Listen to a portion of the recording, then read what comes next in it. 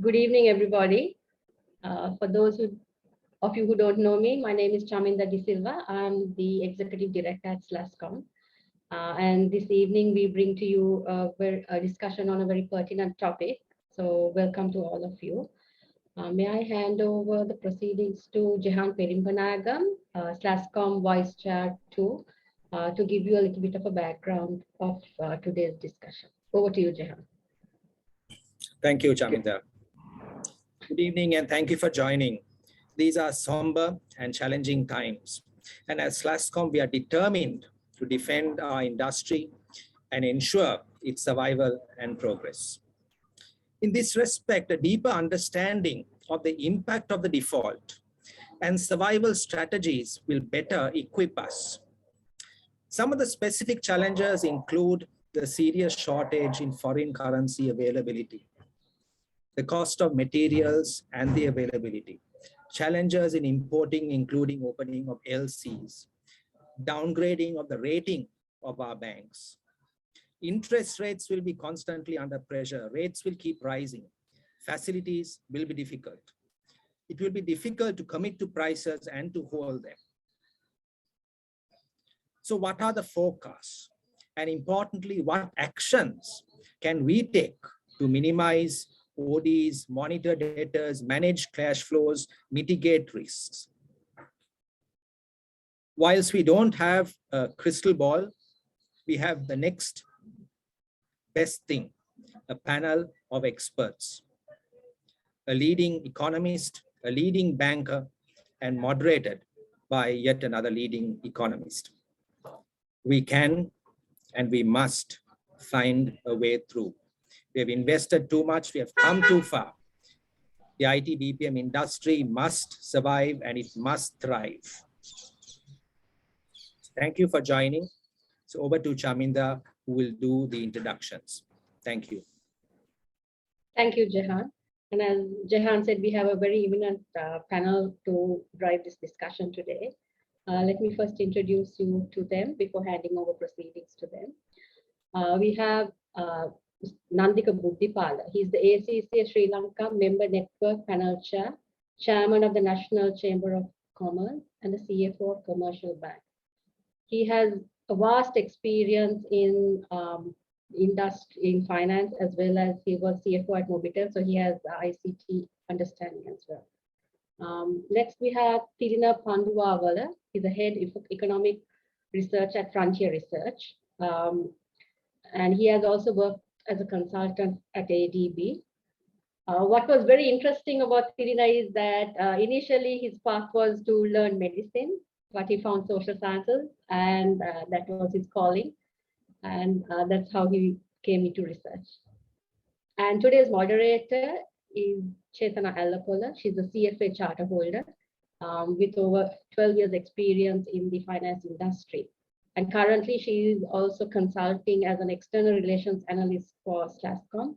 So she has an understanding of our industry. She's done quite in-depth research for us as well. She's also known in the analyst industry, research industry in Sri Lanka. She's worked at Amber Research, Equity Stockbrokers, and at M Venture Partners overseas.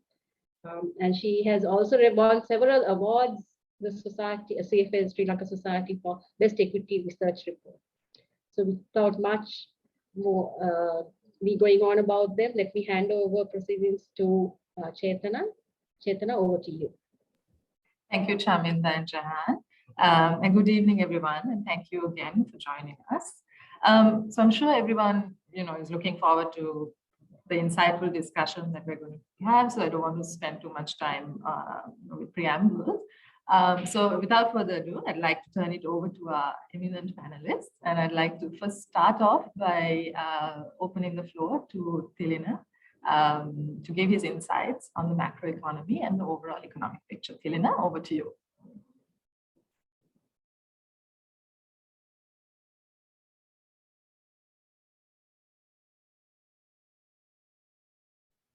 Hi, everyone, and thanks for SLASSCOM for having us today.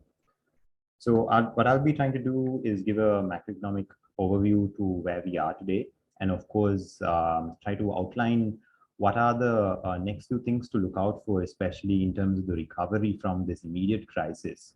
And I would, try to do this in a very summarized format, and we can, go into specific questions in the Q&A and go into the details of what some of these mean, especially on the IMF, the debt restructuring side, how that, affects the outlook going ahead. Just to start off, and in a way, how we got here. Part of that story is our fiscal deficit side. And this is showing our fiscal deficit and fiscal numbers overall for the last 30 years. And the biggest thing is, yes, we are currently having one of the highest fiscal deficits as a percentage of GDP in that 30-year period. But clearly what you would see is that our revenue as a percentage of GDP has been falling continuously, the government's revenue. From above 20% of GDP in 1991 to 8.7% last year. And that is one of the lowest ratios in the world. And that means our government sector's spending is unsustainable and it needs to keep borrowing. And without access to international markets, it's been doing that on the local market. And the local market hasn't been able to support that kind of borrowing. And the central bank has had to step in, which is why we have the the notion of money printing, that's colloquially called money printing, the central bank financing that deficit. And that has had its own impacts on the stability of the rupee as well as the prices in the domestic market. Yes, one part I would like to highlight is Sri Lanka does, it's not really a problem of expenditure per se. It's the fact that we don't have the revenues to support the kind of expenditure that Sri Lanka does. So part of the future adjustment for Sri Lanka has to be that revenue-based consolidation of the fiscal numbers, raising revenue, and that means reversing the 2019's disastrous tax cuts that were done. Those to first, reverse those, get the revenues back to that level, and then from there improve further. And the Minister of Finance has highlighted that is a priority going ahead, but that will take time for that recovery to happen on the fiscal side. Moving to the external side, of course, Sri Lanka again has had a persistent current account deficit. Dollar outflows have always been greater than our dollar inflows, despite our resilient exporters and growth in new sectors, especially the services sector. So the big part of that is the fact that our goods imports have usually been larger than our goods exports. And of course, in addition to that, we have the interest payment on our debt, which to some extent has been offset by remittances as well as the services sector surpluses, whether it's tourism, IT BPM, and logistics especially. They've ensured that there is a surplus for the country to benefit, but on the other sectors, there's been the continuous deficit. That means Sri Lanka, just to keep functioning from year to year for our import side, has to borrow, first of all. And then we've, of course, had to borrow to repay our existing debt. And this is the government's external debt itself as of last year's forecasts. And Sri Lanka has consistently pay $4 to $5 billion. And without access to international markets, because of the tax cuts we did in 2019, as well as the COVID impact, we lost our credit rating and thereby the access to international markets. So we weren't able to refinance this debt. But that was going to be the key part of our debt management strategy that was adopted in 2018-2019. The idea was that Sri Lanka keeps its access to the market and refinances the government's debt over time to reduce our overall debt load instead of trying to repay at an accelerated pace. But because we lost our access in 2020, 2021, which was net repayments out of our reserves. So not only were we having to finance our current account deficit, we were also having to finance the net debt repayment that was happening. And of course, now we've come to the point where we no longer have accepted finally that we can't sustainably keep repaying this debt. We've suspended our external debt repayments, and that process has to now start off, of course. So our reserves at the end of March was about 1.9 billion. So it's been, continuous over 2-year decline in our reserve situation. And that has meant that the reserves of the central bank has failed essentially to act as a backstop to guarantee our import and export sectors. To ensure that, to backstop the banking system, the ability to process the letters of credit, that backstop has gone away because we've run down our reserves. And the previous policies did not accept those problems and take action earlier. So we've taken action to now very, very late. and that's left us in quite a crisis. And of course, the decisions to hold the rupee artificially at 200 per dollar, not go to the IMF earlier, and not accept that we needed to do debt restructuring earlier, has exacerbated the crisis that we're facing now. And that crisis is especially because our usable reserve at the end of March was about $150 million to $300 million, depending on what you include in that. Mainly because while we have a headline number of 1.9 billion, of that about 1.5 to 1.6 billion is the unusable renminbi stock from the PBOC. And the Minister of Finance recently accepted that usable reserves are now almost close to $50 million. So that there is no backstop in terms of the export-import side to keep, and we've seen all the shortages that has come as a result of that. The way forward from here, of course, one thing that the step has been taken is to suspend debt. On April 12th, we suspended debt repayments on our sovereign bonds, bilateral debt, excluding currency swaps of the central banks, and of course, any treasury guaranteed foreign debt of SOEs that those SOEs are unable to service any longer. However, we do have to service the currency swaps we've taken from partner central banks, especially the Indian swap line, the Bangladeshi swap line. Those still have to be serviced. And of course, the multilateral debt still has to be serviced. So there's still obligations that the central bank needs to fulfill with the low reserves level it has, even while it tries to ensure there is enough fuel to keep running next week. So there is a very precarious situation right now. And of course, that situation requires us to get bridging finance from our bilateral and multilateral partners. So far in the year, our biggest partner has been India. It's helped us a lot. And the reason why we have managed to keep afloat essentially is because of the massive financing facilities that India has put forward, especially on the import credit side. But some of those trade lines are over. The oil import facility is running out. And of course, they're trying to now reallocate from the other 1 billion facility towards fuel. And of course, we've requested further from India. There has been requests from China. And of course, there is a World Bank loan, especially to support the welfare side, to expand some of the cash transfers, etc., from the World Bank side that's being also processed. But all of these will take time to come in because there will be bureaucratic processes to go through, agreements to be signed, etc.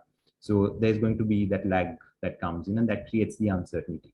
And that uncertainty is so bad that we're not sure the next week whether we are having petrol or diesel to get to office. So that's how bad it is. And of course, that then comes into the next most important one is the IMF negotiations. The IMF negotiations, again, yes, they've started the negotiations and the spring meetings last month, but that process is going to take a few months. This governor has highlighted that they are hoping in the next 2 to 3 months to come into that initial staff agreement with the IMF and start, processing initial funding line, hopefully. But our experience, when we look at other countries over the last 2 years, and these are a subset of those, it's taken a few months. It can take up to 5 to even 13 months in a bad case for the IMF program to be finalized and the first disbursement to come out, right? Country like, for example, Ecuador, which had a debt restructuring process as well and had experience doing debt restructuring even before that. This is like their third time they're doing debt restructuring. They managed to complete the debt restructuring in 4 months and get an IMF program done within 6 months of requesting the IMF for that program. In the case of Suriname, however, which also needed debt restructuring, this process took much longer. It took 13 months to get it to an IMF program, and the debt restructuring process is also still ongoing.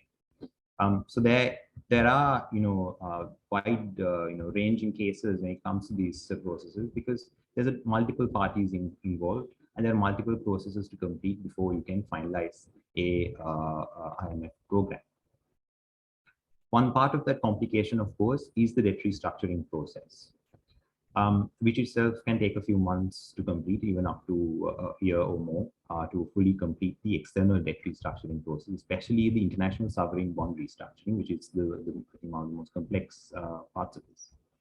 So we've gotten into the point where we've suspended our debt, right? We've accepted we have a problem, and we've said, look, we no longer can afford to pay the debt. We need to go into a restructuring negotiations, and we are currently in the process of appointing the advisors to lead that process. And we need to start those negotiations. And the delay seems to be, appointing, and since we're delaying appointing those advisors, there's also going to be a delay in ensuring that there's a level playing field with regards to all the creditors. We can't be hurrying to, let's say, either Beijing or Washington or New Delhi and, setting out, debt restructuring deals individually without having the transparency across all creditors, especially the bondholders, and especially the sensitivity with which to, handle the Chinese debt situation, especially with regards to Western creditors who have become very sensitive about China's role as a lender. So that is something that Sri Lanka has to very carefully manage. So that's also going to be a sensitive thing to handle, and that also could take time, especially if there are complications around those, coming to agreements, especially the bondholders, because you need a majority of the bondholders to agree to finalize any debt restructuring deal. So that's going to take some time to come to that agreement. Once that agreement is in place, whether it's in 6 months or 12 months, then we know how long we have as a essentially a grace period is in which Sri Lanka needs to get its act together. That they would say we don't have to do principal payments for 5 years or 8 years on our ISBs before we start those repayments again. We might also get certain benefits, relief from the coupon payments, so that over time the coupon payments will restart. So that by maybe, let's say, 2027, 2020, 2030, that we will have to restart paying restart payments on our ISBs and also other debt, the bilateral debt as well. So that is the whole process, and that process from now onwards to 2030, it's about a 5 to 8 year period where Sri Lanka needs to adjust.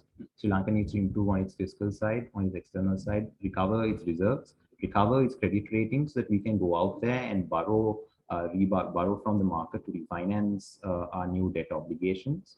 And keep up with that smooth path of adjustment. If the sad part of the whole process is that, in 2020, 2023, we come to a debt restructuring agreement, we get a 5 year, let's say, or 8 year period of debt relief from them.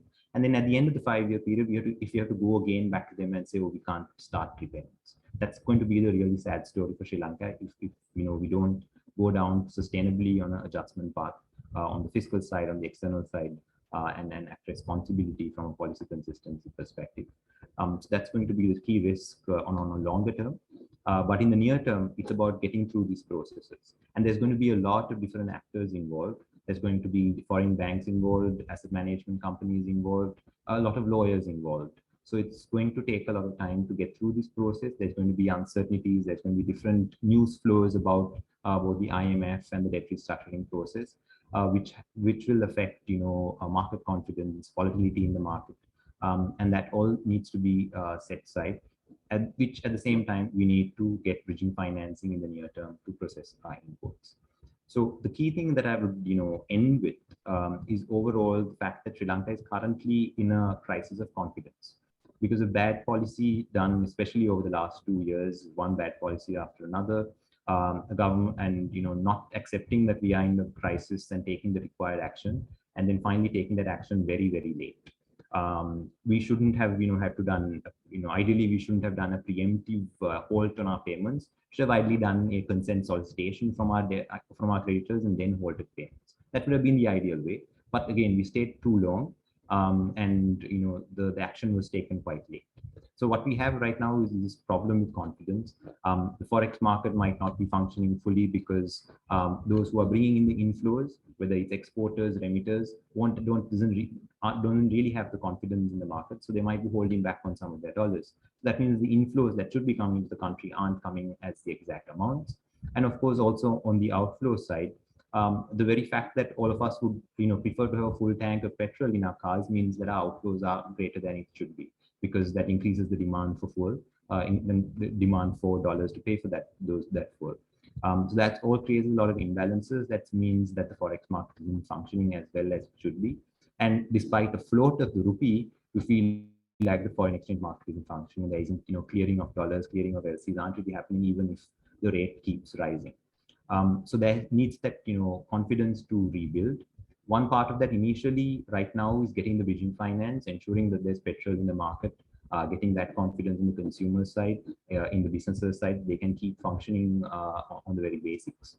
And then getting the good news on the IMF and the debt restructuring side, get progress on that, get things going, get that news going. We are progressing on these things. The next few months, we should be able to finalize things on that end. So that's going to be a slow process.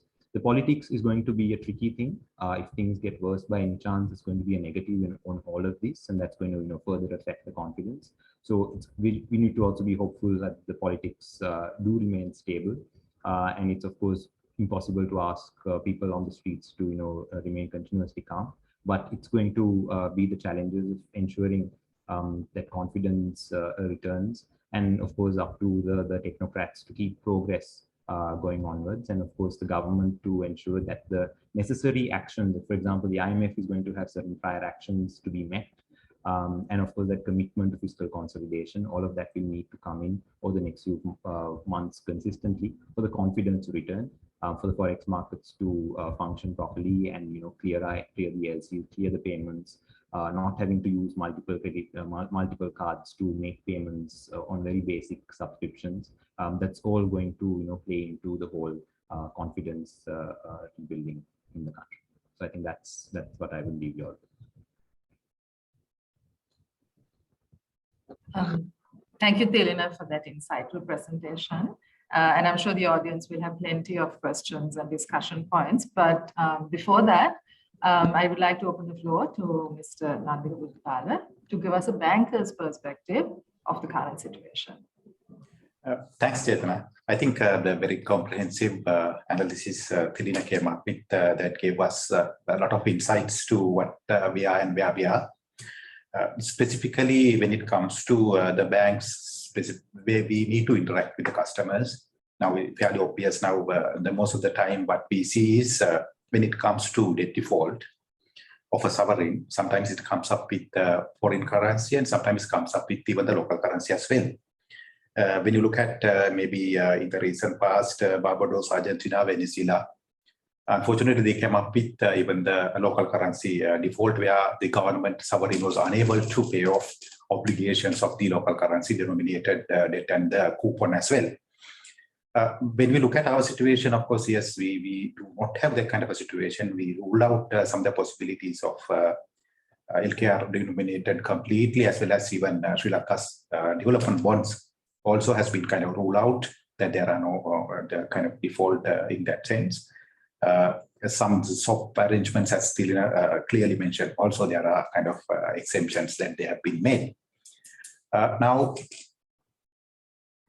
as far as the banking system is concerned, obviously what we have is inability for us to, the sovereign to honor the foreign currency or dollar denominated the cash flows. So when they have that kind of a situation, naturally the situation is there is a scarcity of the dollars in the marketplace.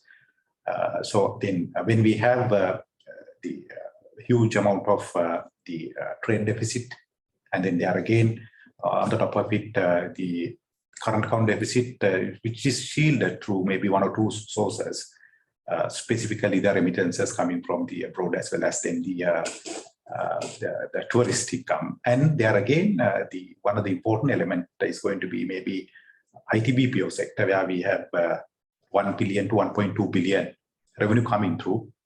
And I believe when it comes to this particular IT-BPO, that revenue maybe, even though it is 1.2 billion, specifically the value addition should be very, very high, I suppose, because it's kind of a service. It's maybe after when we look at the remittances, maybe maybe one of the highest value addition. It's very, very important for us to look at that particular sector as well. Now, coming back to maybe the kind of banking sector, still with huge amount of current account as well as the trade account deficit, you need a huge amount of the dollars or the foreign currency to fulfill a lot of requirements, including very stable day-to-day activities as well. So the people do not look at anybody else; they look at the banking system for them to hang on to. So then naturally the banking system will have their own prioritization, how we are going to manage with the limited amount of resources so limited. The input or we deal with the currency of the money, so it has become so stressful. Now, when we look at maybe moving a bit further on some of the aspects where the Tilina also has mentioned, as far as the outfit is concerned, as far as the country situation is concerned, it's extremely important for us to give some kind of the stability where we are going to end up with our processes, specifically the sovereign, because it's very much linked to sovereign. And even though the appointment of legal advisors, appointment of the financial advisors, those will give some kind of determination where we are going to start. But there again, that process can maybe drag on depending on our situation as well. Maybe one of the examples, Ecuador is one of the examples as Linda mentioned, but maybe the other example can be, I'm not speculating anything, but we can remember the Venezuela, what happened to the Venezuela. As far as default is concerned, there's maybe less than ours, whereas we came up with maybe about $51, $52 billion, but there's also only $31 billion. Now they started their restructuring process. They are still, I believe, in the default situation. They started somewhere in 2017.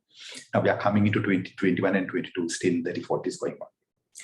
Now, the challenges what they feel there may be important for us to look at to see how quickly that we can come out of some of the issues that we are facing as far as the digital structuring, and coming back to maybe the situation where our rating allowing us to get into maybe moving forward with tapping into the other markets for dollars and the foreign currency. Venezuela, the issue is the large external funding gap, severe shortage of foreign exchange because of very high dependence on the declining oil revenue. But we don't have that kind of issue, but we have huge amount of issues as far as the tourism is concerned.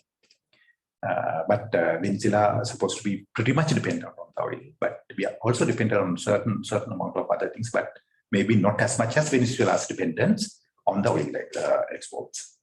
Then what they observe there is large macroeconomic imbalances and the relative price distortions. I think we are in that particular path. We need to look at how we are going to get out of some of these large macroeconomic imbalances. Specifically, I think where we are is primary balance deficit, meaning our revenue is not going to be sufficient for us to pay off our expenses, government expenses, by far. And on top of it, the 80% of the government revenue is going after payment of the interest. But the interest component, normally we used to keep it aside because primary deficit, if we have the primary deficit, we will be adding further into our debts. So the other issue, as far as the Venezuela is concerned, I'm just trying to draw parallel and see whether we will be able to get out of it early. Then that amount of pressure can be offloaded from the banking system also. The poor governance indicators and lack of transparency on economic data and inflation performance. So that is, I'm not going to say that our economic data are not transparent, but poor governance and indicators, obviously there is huge amount of debate which is going on, even though none of these has been confirmed. That debate and that amount of uncertainty is created, and the negative kind of sentiment which is created is a serious issue. That can be, I mean, come into kind of parallel and delay some of these negotiations which are going on. The another issue that they have seen in Venezuela is elevated socio-political tensions. Now, when you look at it, from when we come up to maybe 25th March, so Venezuela has missed 120 debt service payments, quite severe, including 13.4 billion and 114 coupon repayments. So I'm not going to suggest anything of that nature, but still we need to be mindful of the fact that there can be certain situations where certain countries, certain sovereigns, we have seen in the recent past, have been going through that kind of issues. Moving away from that, as Tilin also mentioned, when we look at Ecuador, Ecuador came out of it very quickly. I think they went into a default maybe somewhere in 2020, but the amount defaulted was 17 or 18 billion, as I can remember. At that time also theirs, I suppose, C33, so AA3, that kind of a rating. But when it comes to maybe 2021, maybe just after 1 year, they were able to get back to B minus, stable outlook. Naturally, we also had it before we get into these kind of issues. Then there is a tendency, even though I believe we should be able to get back. They should be able to get back to the foreign currency markets. Then maybe minimizing the stress that can prevail in the marketplace. But what they have done, I think that's the important element that we need to look at.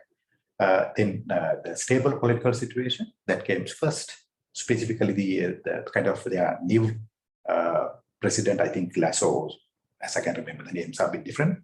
But still, even though they say so, out of 127 seats in the parliament, I think the allies and them are just having very minimal, but still they were able to project some kind of stability there. Then importantly, the fiscal deficit, it came down to 4.2% of the GDP. We know our fiscal deficit, it's currently about 14-15% as we speak. So how we are going to get back to that for us to achieve that kind of the rating, as well as getting out of the defaults. Then the debt to GDP, it came down to 65%, whereas ours maybe 110. Then the debt restructuring, how it is going to have some improvement. Then if you do so, what kind of ramifications, what kind of issues that we will have is another issue. We might be able to take some of these up at the discussions. Then other one is GDP growth. They came up with about 4% growth during, I think, 2020 and 2021, maybe from a contraction of 7 to 8%. The most importantly, current account surplus, they came up with 2.5% current account surplus. So I just did the two parallels to see whether we are in a position to come up with it. I'm not going to give you the figures, and most of the figures Tilin has given. So then we need to do so many things. We need to do so many restructuring and the building up of confidence in the minds of the people within Sri Lanka and outside as well, for us to go ahead with. So very briefly, the perspective is that a lot of reforms, a lot of changes need to be taken place, need to establish a lot of certainty in the marketplace. Then in the meantime, as Tilin also mentioned, we need to have some kind of short-term funding facilities. Even for that, we might have to do certain other reforms, or maybe at least a political certainty in place for people to come up with the rapid instruments to support us. Very briefly, rather than getting into too much details, very briefly, but that's what I have to kind of start with. So looking forward to see the questions, Chetana, to move forward. Thank you. Thank you, Nandika, for those very interesting insights, particularly the case studies. So what I'd like to do now is open the floor for questions. If you'd like to ask a question, please feel free to raise your hand using on the Zoom. I'm sure all of you know how to use the raise hand function on Zoom. Just two things to keep in mind. Firstly, in the interest of time, try to keep your questions focused on the topics and concise. And secondly, to keep your mics mute when you're done with the questions. So I'd like to open the floor. Please raise your hand.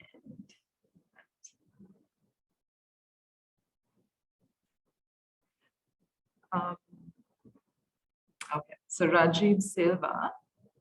Go ahead, Rajiv. Hi, good evening, guys. Thanks, Chetana. Nandika, one quick question.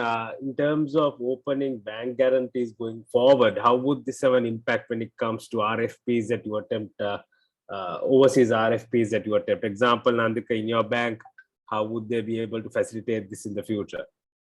Especially bank guarantees. I'm being more specific here. Yeah. Thanks.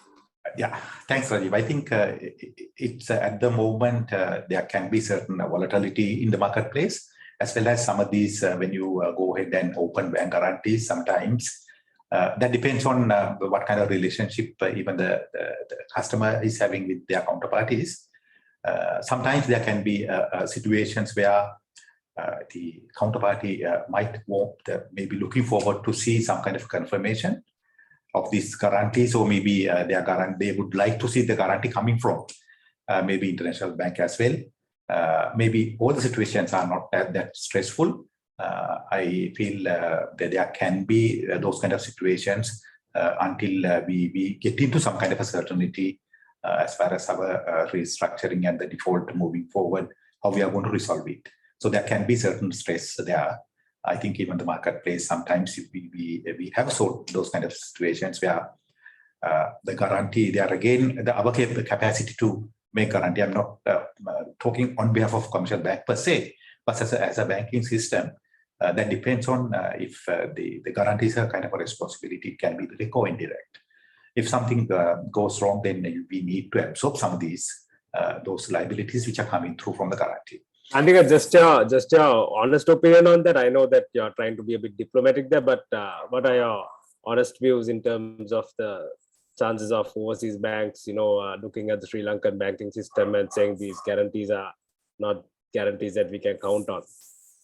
I think it's something to do with specifically how they are going to have confidence in the system, and what kind of confidence they will have that we are going to resolve our debt overhang and coming back to the kind of mainstream. I believe if we can have some meaningful discussion with the bondholders, even before we conclude it, that will give some kind of a signal to the market. Sometimes some of these foreign banks might take it positively. I think at the moment, the important thing is quickly get back to the bondholders, as well as appointment of the financial consultants and the legal consultants, and then there again start the process very quickly. That will determine maybe some amount of certainty. Then that might influence the foreign banks to look at it, even though that might not be here at the moment. Thank you, Rajiv, for that. Lalin, would you like to go ahead and ask a question? Thanks. Just a question for Tilina.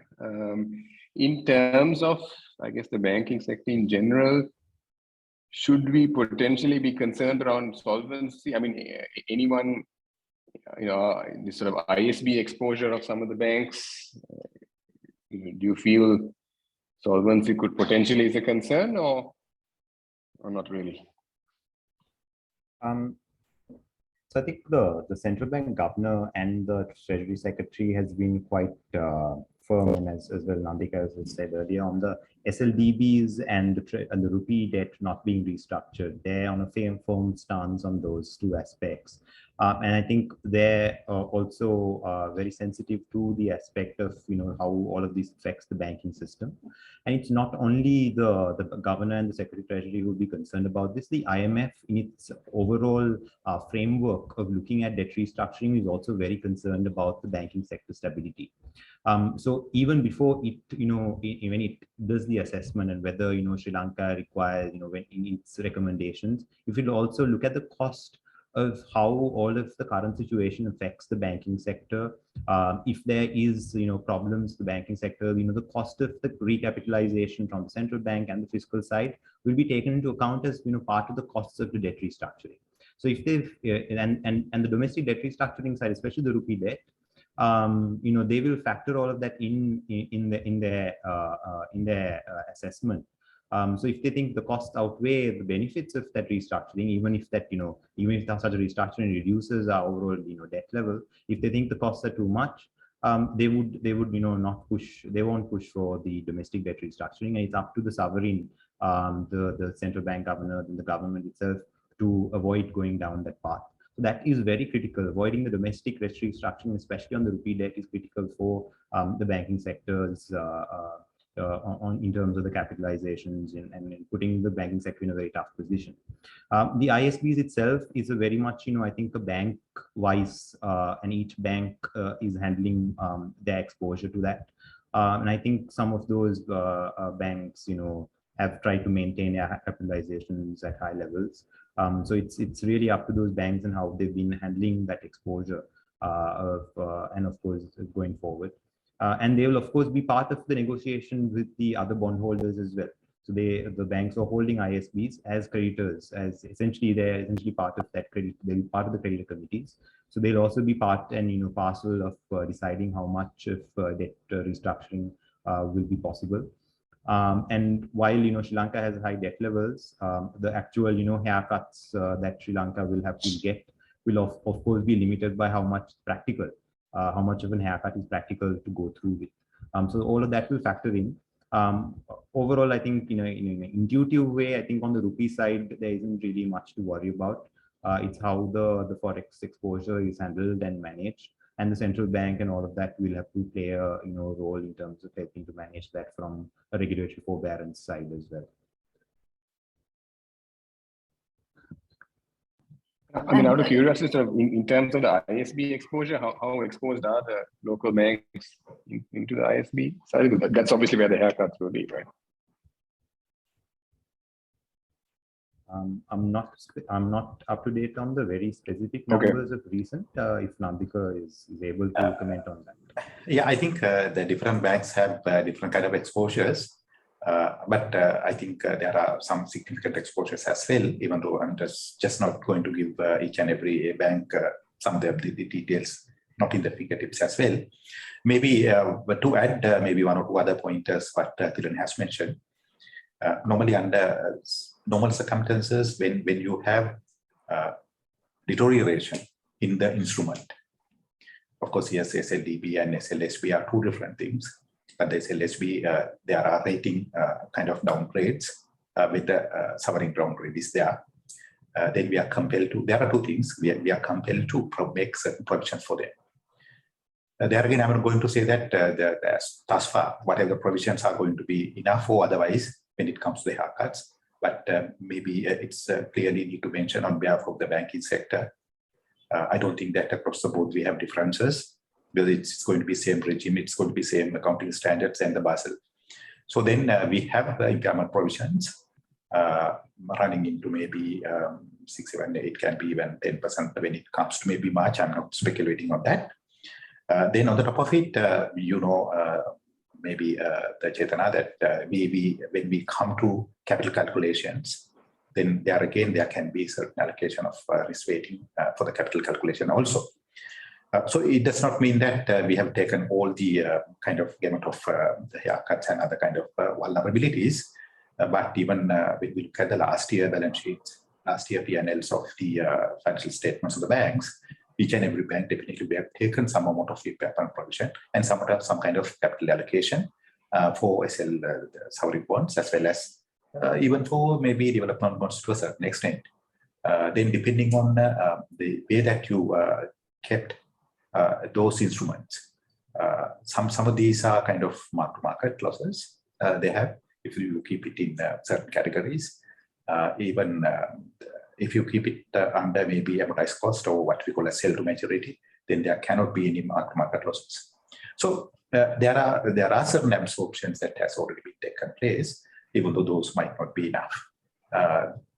I think that will give you some kind of insight, maybe even though it's not going to be comprehensive, and I'm not trying to get into each and every bank and trying to analyze in that way, but maybe entire banking system, they have some kind of at least small absorption of some of the potential losses has already been taken place. Actually, I can, before I go to Aruna, I can just add something to that, Thilina and Nandika, because I actually was looking a little bit in depth at the banks and the exposure to the ISPs. So to answer your question, Lalin, I think on an industry level, the exposure as a percentage of the bank's assets is about 2.4 on average. The bigger banks, it ranges between 5 to 7. So, and this is ISP exposure. So I hope that kind of maybe hopefully answers your question. Okay, so we can move on. Aruna, you have a question for Tilina and Nandika? Yeah, thank you very much for the opportunity. And I think I remember there is some FT article mentioning exposure of every banks to ISBs, as I remember. And I have a few questions actually, one for Nandika. So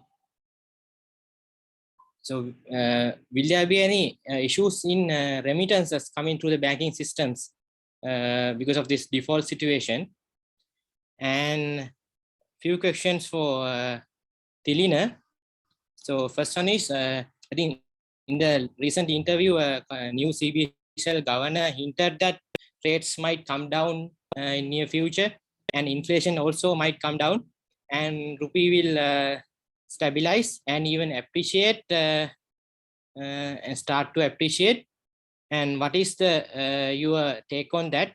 In addition, I remember one of the rating agencies has mentioned that sometimes even the rupee debt will have to be restructured.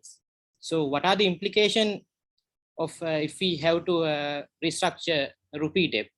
So thank you very much. So those are my questions.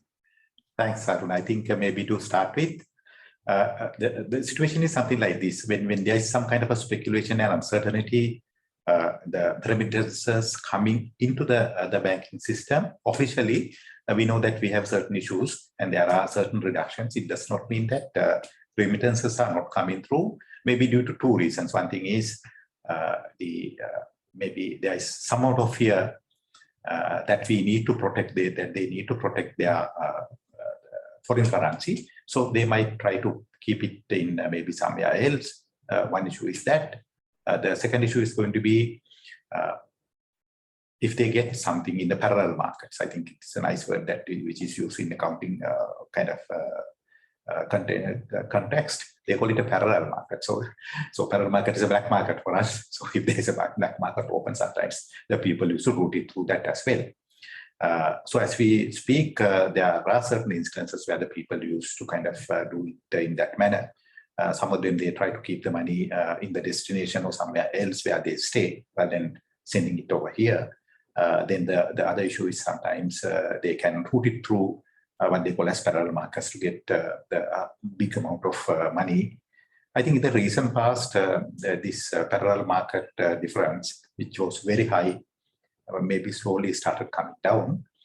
If it is going to come down like that, I think it's going to be a very important signal that some amount of understanding, some amount of what you call as confidence in the marketplace is going to come through. Let's hope the best. And as we speak, yeah, there is some amount of reduction in official remittances coming through, as well as maybe export proceeds as well, maybe to a certain extent. Then maybe when it coming back to maybe rupee, the instruments, if there's a haircut for it. So we know when we look at longer term bonds, it is going to be people who are having longer term liabilities who are going to try to match those. Those are going to be like insurance companies. It can be EPF, ETF. You just imagine some of these investments of EPF, ETF, maybe in these kind of instruments. So that can have a huge amount of social backlash and a lot of other issues as well. And there again, even the banking system, because our liquid assets consist of LKR denominated bonds as well.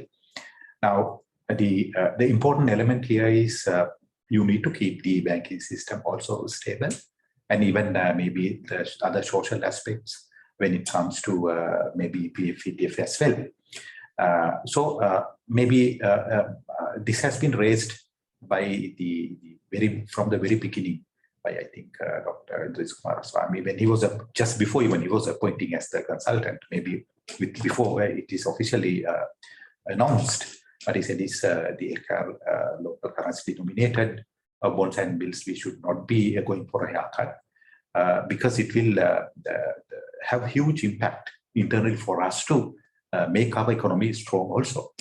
Now, then that will have some kind of impact even foreign currency denominated obligations. So you need to have your internal system also in place. If you have that situation also propping up, then the issue is the foreign currency bondholders also need to be aware of the fact that that particular disturbance will drag on their obligations, meeting their obligations as well. So very briefly, that's what I would like to say. Thanks, Ambika and Aruna, for that. Ashik, I think There you was had a a question. few questions I think Aruna had on the interest rate side, so I'll just address those straight enough. I think what Aruna wanted to know is because the governor had indicated that interest rates would come down, inflation would slow down, and then the LKR would stabilize. In terms of, I mean, of course, the governor's has a role of bringing in confidence as well and giving an outlook. But overall, of course, there's been almost an overshoot of interest rates. Partly because inflation has shot up, and at end April it was close to 30%. And of course, in the market, there's been this fear of would domestic rupee debt restructuring be part of it. So there has been in the market demand for higher yields to purchase government, invest in government securities, and of course that's part of the lack of confidence in the system. So once you have that return of confidence, as you see that inflation, of course inflation is also spiking because a lot of price changes are happening, right? After years of keeping our fuel prices low, we have to forcibly restructure and bring those up to cost. A lot of, because of the exchange rate impact, a lot of retailers and a lot of companies are forced to reprice their goods and services. So that's having a very much also a one-off price impact. And after that one-off price impact, tapers off, and of course, that part of that is also then the exchange rate to stabilize. You'd see that inflation starts to slow down. Also, part of the base effect of high inflation over the previous months, the inflation will start to slow down gradually. And as part of that, you would also see yields reducing, interest rates reducing, but of course not by a lot.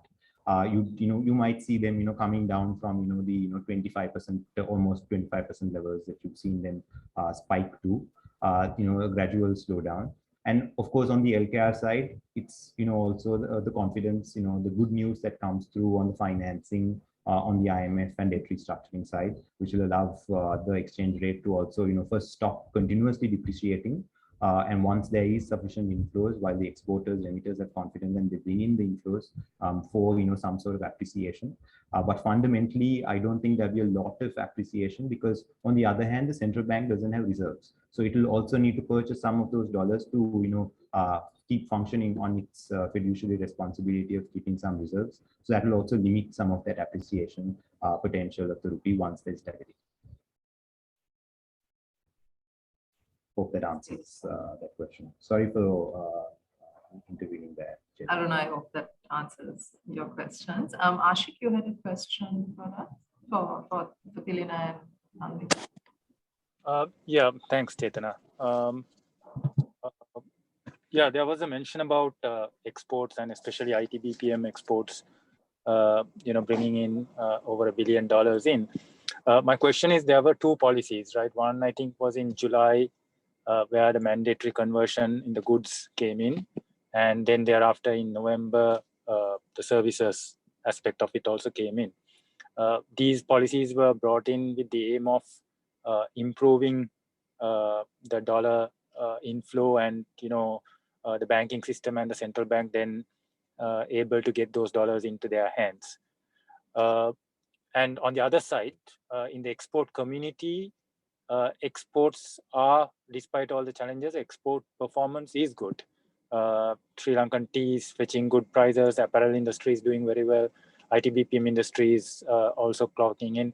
So majority of the rubber industries, all these are doing fairly well, and these are large-scale exporters who are exporting through the proper channel. So where is the policy versus the real dollars flowing in and coming into the country, into the banking system? Where is that gap?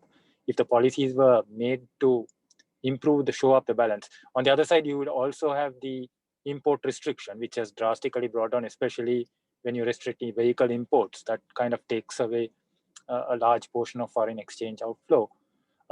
Then you had your currency swaps and all, where those dollars came in for imports. Then you had your credit lines, which were used for fuel imports. So why isn't the net balance improving with all these policies and other means of finance? Dollars also coming, the export dollars also coming in, and most of that is through the formal channels. Where do you see from the banking side, from the policy side, where this is not really improving the situation, especially when the finance minister went on record yesterday or day before saying we only have $50 million as a balance? I'm thinking one or two of our exporters will have a better bank balance than that. Yeah, maybe to respond, not all the questions, Ashik, I think maybe one of the issues can be the revenue which has been coming through from the remittances, maybe not as which it was earlier. There is some kind of reduction from that end due to maybe the loss of confidence, or maybe coming through the Hawala or other kind of mechanisms where they get paid a bit more than what they used to get from the local system. Then the other issue is going to be maybe the conversion.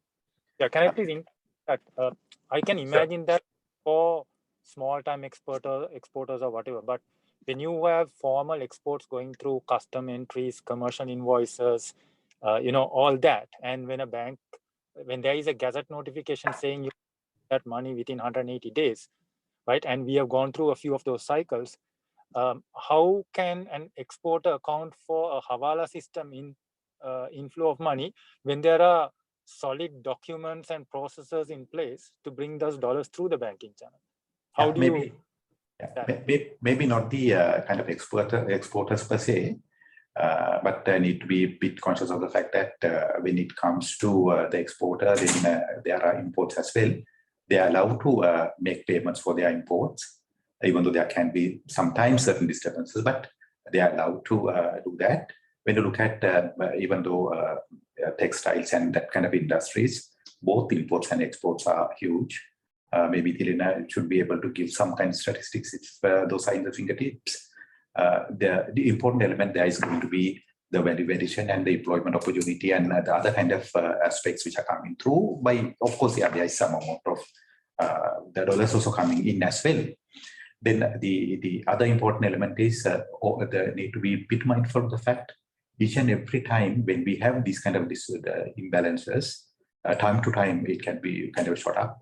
Even though now the oil and others are kind of taken care of through certain swap facilities, the reserves is the money what the central bank had always works better for these kind of situations. They always intervene to the market and they always facilitate the dollar scarcity in the marketplace.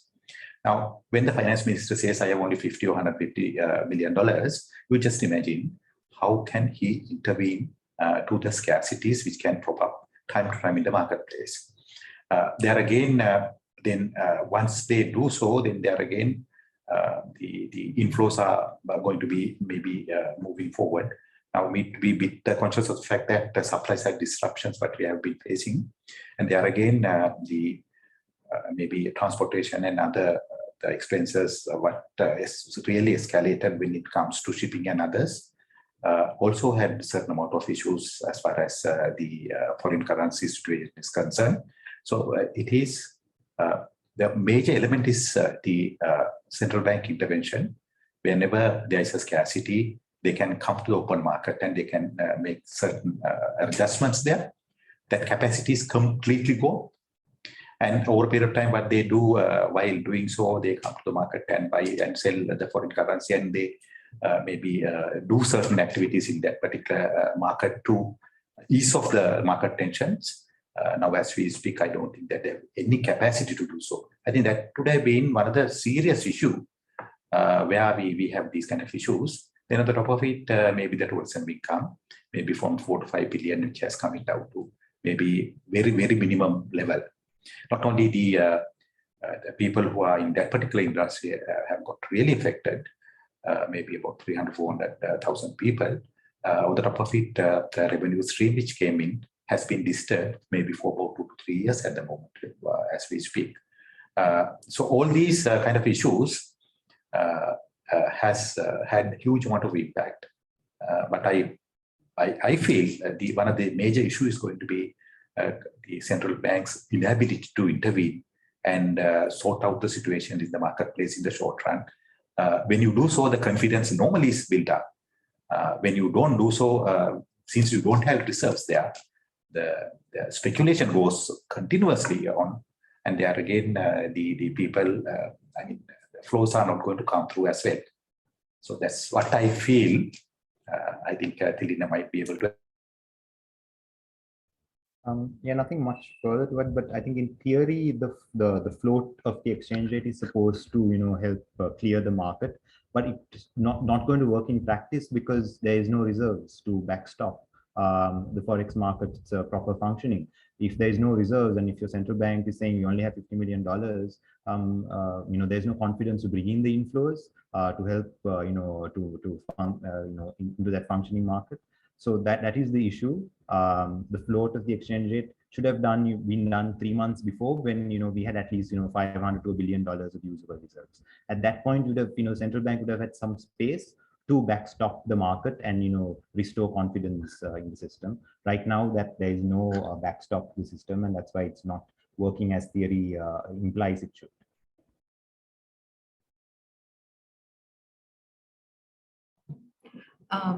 We have an audience question here for the panelists, and that's what your views are on using crypto for selected sectors in the future.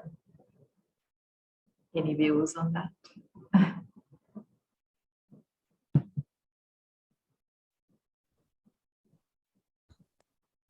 Of course, crypto, I'm not that much conversant in the area, but I think there are so many cryptocurrencies in the marketplace as well. And there is huge amount of volatility in the marketplace for the crypto also. Maybe the underlying, the value of the crypto also has been questioned sometimes.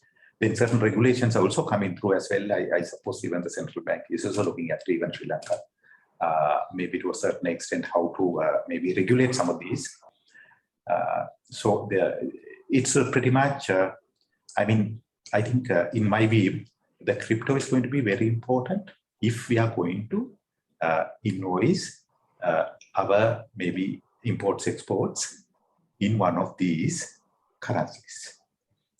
Then if somebody is going to build up their reserves, not in dollars, not in the sterlings, not in maybe Australian dollars, but if somebody is going to build up their reserves in that, then there's some value in there.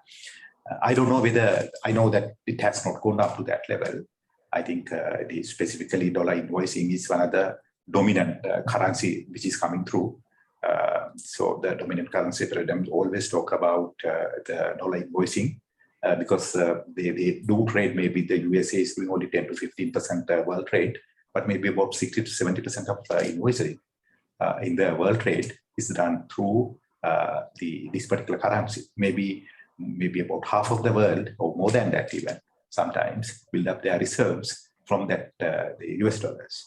So for crypto to come in maybe forward, at least they need to tap some of these areas, I think, for them to get established. Probably Jehan might be able to add some more value to it since technically they are competent than maybe us as far as the crypto is concerned.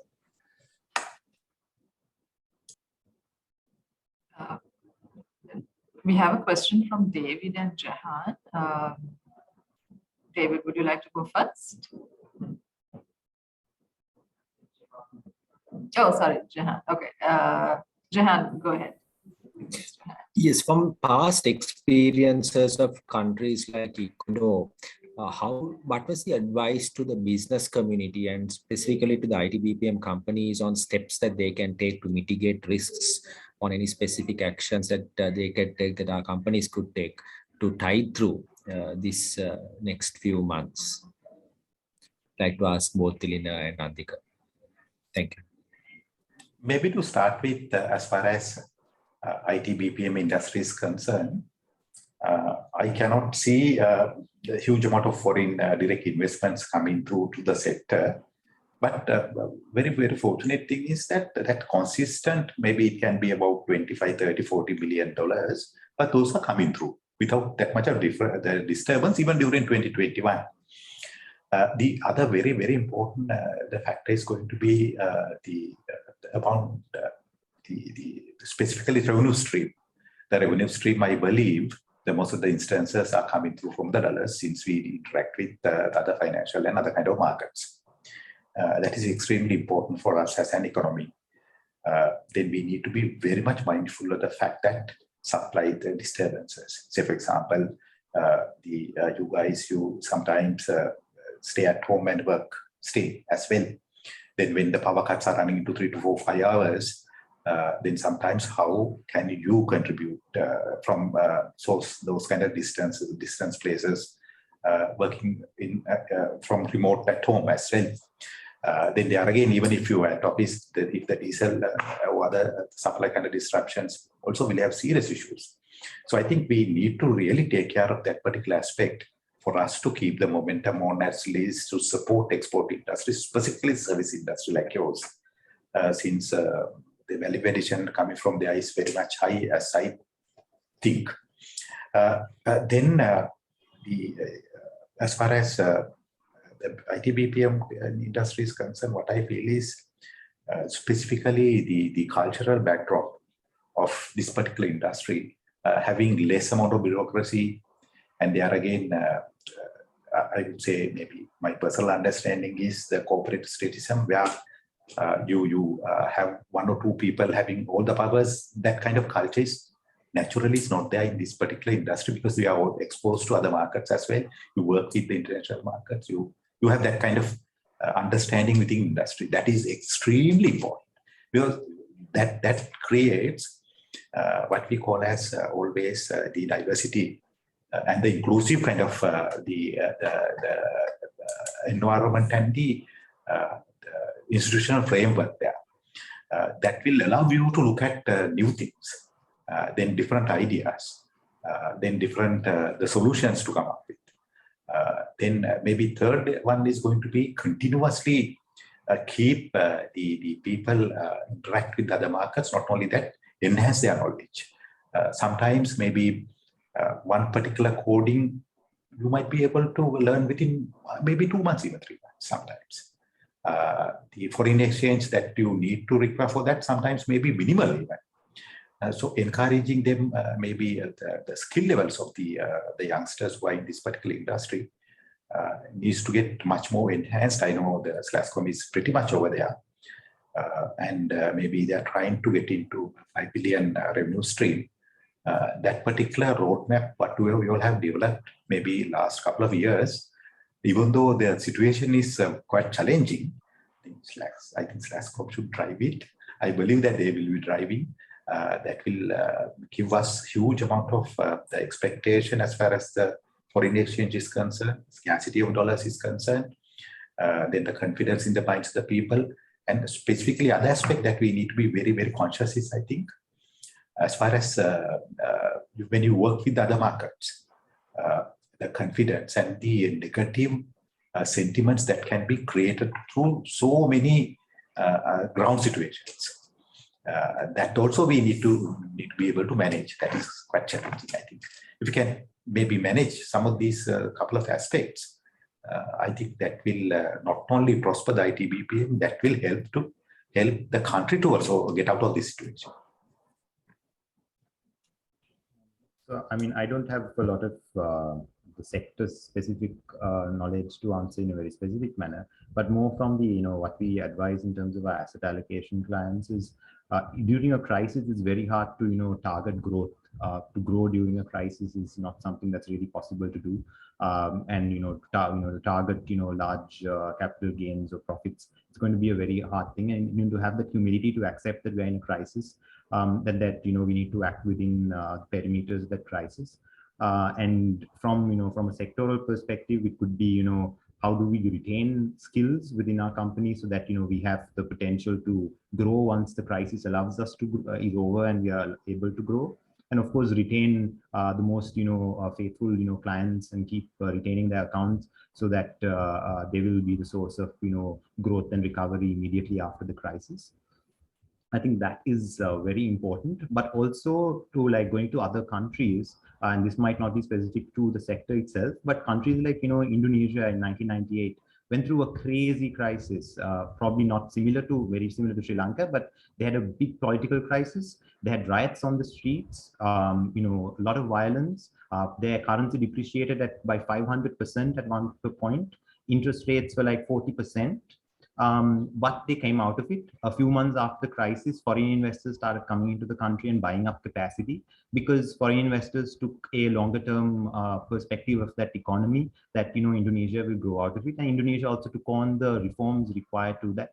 And today they have better institutions, better systems than Sri Lanka, despite being at a similar kind of per capita GDP. Their Minister of Finance, their central bank is considered much more resilient. During the COVID pandemic, Indonesia did do a certain degree of money printing to support the domestic economy, but there wasn't a lot of outflows from foreign investors from that country because they had a bit more confidence about Indonesian institutions compared to Sri Lanka. So that I think also to have that broad perspective, that other countries have gone through this crisis and they've grown out of it, and they've grown to be much bigger economies than they were before the crisis. To have that perspective, but also during the crisis have that humility that growth might not be immediately possible, but as Nandik also said, the grounds for growth right after that. So the growth that comes right after the crisis can be unprecedented compared to what we thought was possible in the very midst of the crisis, I think. Maybe to add one maybe small thing to what Tirena mentioned about Indonesia, we also firmly believe that some of the experience from Indonesia can be gathered. Even maybe National Chamber perspective, we are trying to have one kind of a discussion. We are scheduled to have it on 11th. Don't know 11th is going to be another kind of disturbance. There are a lot of rumors about that a lot of disturbance are going to take place during that day as well. We have invited the Indonesian the ambassador to come on board physically to our place, where we try to kind of deliberate on a certain trade and the kind of bilateral arrangements, what we can do. Maybe not the ideal time, but at least, as you very correctly said, there are so many learning points and the collaborations that we can make. And we are trying to get at least the ambassador sitting down there. She also, Her Excellency also get connected to this particular event. So I think those kind of interactions, even though there are a lot of disturbances, we need to continually do so. We have been doing like that, so many things with Turkey, with Hungary, with so many other countries, even physically, during the time when we had COVID also. So those experiences and maybe certain collaborations I think are going to be extremely important for us to maybe emulate certain things as well as get some learning points. And maybe as far as kind of restructuring and other kind of things are concerned, I think maybe IMF came up with independent fiscal institutions where the certain expert body to be established, and then the fiscal policy. As far as the fiscal policy is concerned, these institutions in so many countries, they used to come up and they used to have a lot of discussions about it, and they used to raise questions about the fiscal policy. Those are very, very independent, but part of the institutional framework. I think so many things that we might have to look at. But since Tirena mentioned about Indonesia, I think that kind of interactions, even during the bad time, also we need to continue.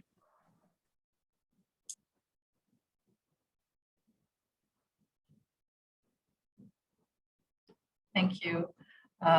So we have 10 minutes more before we wrap up everything. So we still have time for a few more questions. So please feel free to raise your hand if you have anything. While we wait, maybe I'll just ask the panelists. Oh, actually, no, there we go. Go ahead, Ladin, ask a question. Sorry, the second question there, Tilina, probably a tough one for you. What's your best guess for when we would be able to fund, fuel for electricity and sort of general transport purposes? A tough question. So just looking for your best guess, if you hesitate to make one.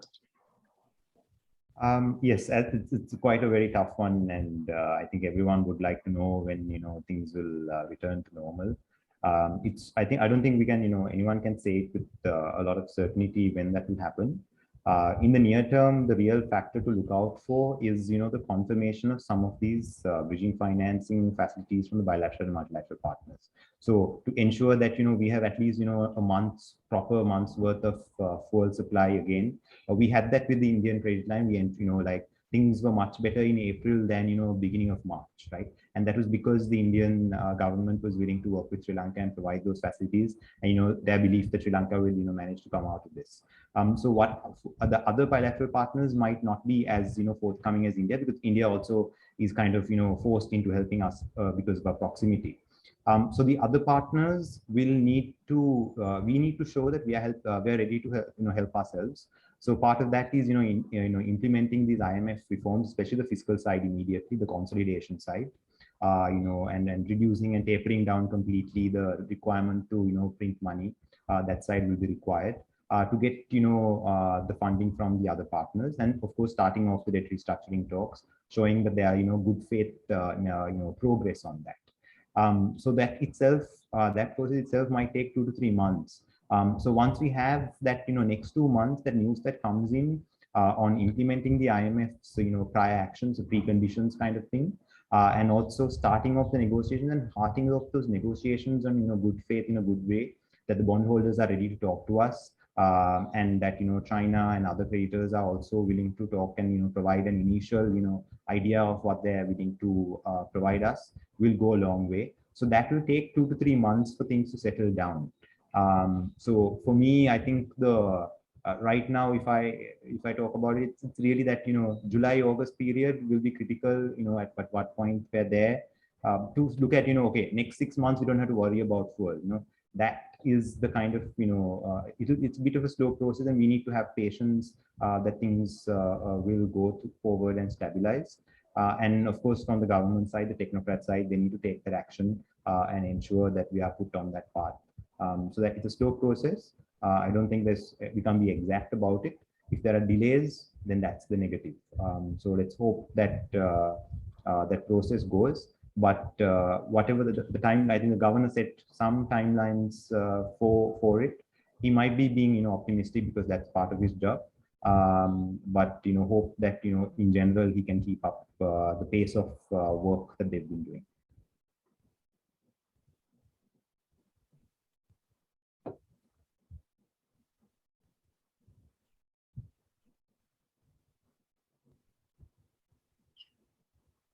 While we wait for another question from the audience, just a question to the panel. Nandika, as you also mentioned, the IT BPM industry is actually the country's 4th largest exporter, and in fact, FX earnings in the last 2 years, I think, has surpassed tourism for obvious reasons, right? But it also kind of shows the resilience of the industry. And I think partly in concession to that, the central bank governor recently announced that they've removed the FX conversion rule to the industry, right? What in your view, both of you, would be some of the other supportive measures that the central bank or even the government can do to encourage an industry that is really playing a very important and a more important role in the economy? Yeah, Chetan, I think maybe specifically when it comes to education side and maybe the encouragement from that side to be improved a bit, I think. Specifically getting certain maybe low-hanging fruits. That's my understanding, although I'm not kind of very much good at some of these technologies as such. Even though I tried my level best to just to do AI, failing without having even A-level maths. But still, I think we need to be conscious of the fact that some of the low-hanging fruits are there. And then there again, how we are going to maybe engage people from throughout the country is going to be extremely important for us, and maybe certain short type of things where you can do certain things within maybe 6 months to one year.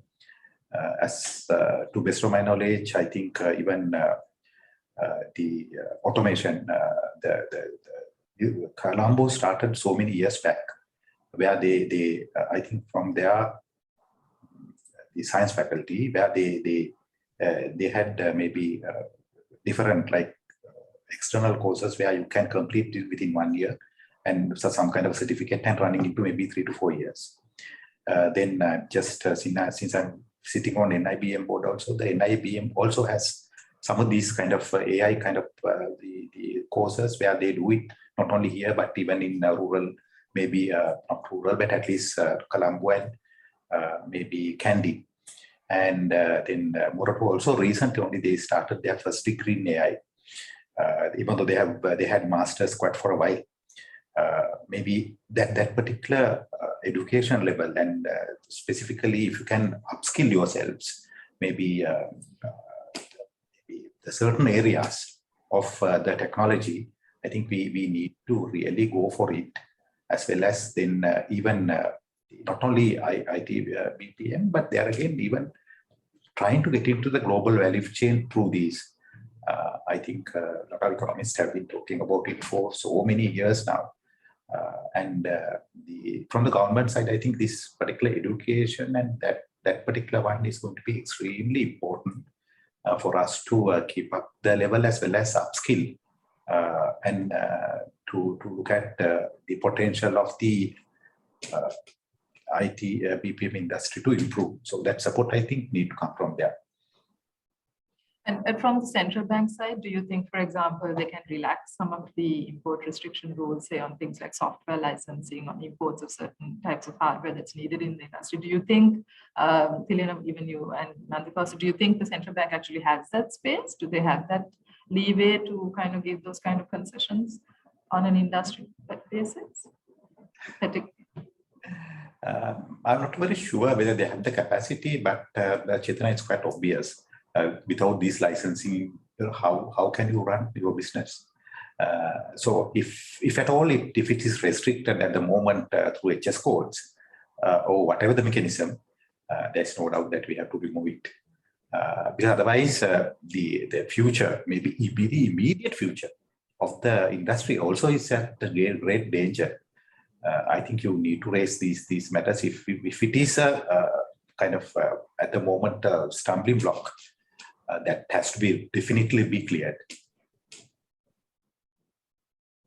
I won't add much, specific ones, but I would say is, the government needs to stop building expressways and, expand the broadband network and improve the stability of the electricity grid. Fundamentally, that expands the reach of the sector to, the young people who are in outside Colombo. That increases the supply of skilled individuals into the industry in the medium term. So that's going to, I think that should be the priority. Stop building expressways, expand the broadband network in the medium to long term. Near term, things are going to be tough. It's about getting the payments across for the certifications, keeping the industry functional. But the medium to long term growth, I think, it needs that support, prioritization of resources. Thank you. We have time for one more question before we wrap up. So if anyone has a last minute question for our panelists, please raise your hand.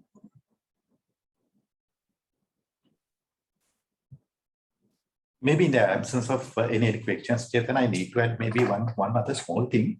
Quite interestingly, Belize, I think that's how we pronounce it. It is one of the Latin American countries, very, very small economy, very small in the sense, much smaller than us. Also, they have also gone into, after Suriname, I think they have gone into maybe twice, once in 2020 August and once in last year, maybe September. Tilina also mentioned, I think, about Suriname, but maybe you should be aware of this country also, I think. Finally, what they did, they have gone through with a lot of mechanisms, and they really gone out of this particular, some of these issues.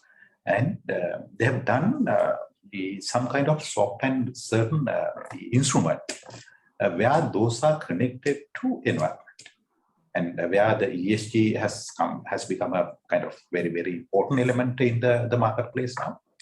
And by doing so, what they have done, they have reduced their debt to GDP by 10%, even though it's a small economy. So that's why we encourage, wherever we see it, we try to encourage this ESG framework and governance and environment. So there are mechanisms where you can come up with certain instruments. There are mechanisms where you can come up with certain governance structures to be stronger.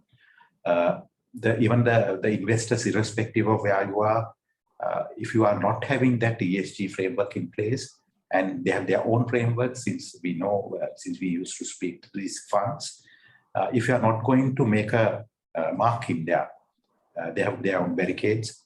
Even if you are performing well, I don't think that they are going to invest in your country or invest in your company. So I think even it's maybe it's a very, very difficult, hard time. But there are certain instruments where we should be able to maybe look at. I don't think that we might not be able to have that kind of instrument to bring down our debt to GDP by 10%. But maybe even if the Burleys can do, why can't we as well? So I think we need to look at some of these aspects as well, rather than just trying to say that we don't have anything and we are not in a position to do anything. Then that will help us to maybe look at things differently and maybe to bring up the investor confidence, since we have seen those kind of evidences which are taking place in the market. Thank you. Unfortunately, we are over our scheduled time, so I think we should wrap up now. But I want to thank once again Tilina and Nandika for your really insightful commentary, and also the audience for your active participation. I think we've had a really good discussion today. I hope that the discussion has been helpful to you in, not just sort of giving you some insights. I mean, we got some really valuable insights in terms of some peer studies, but also, some new instruments, some new ways of looking at the problem, So thank you once again for your active participation, and I wish you all a great evening. Thank you. Thank you, everybody. Thank you very much. Thank you.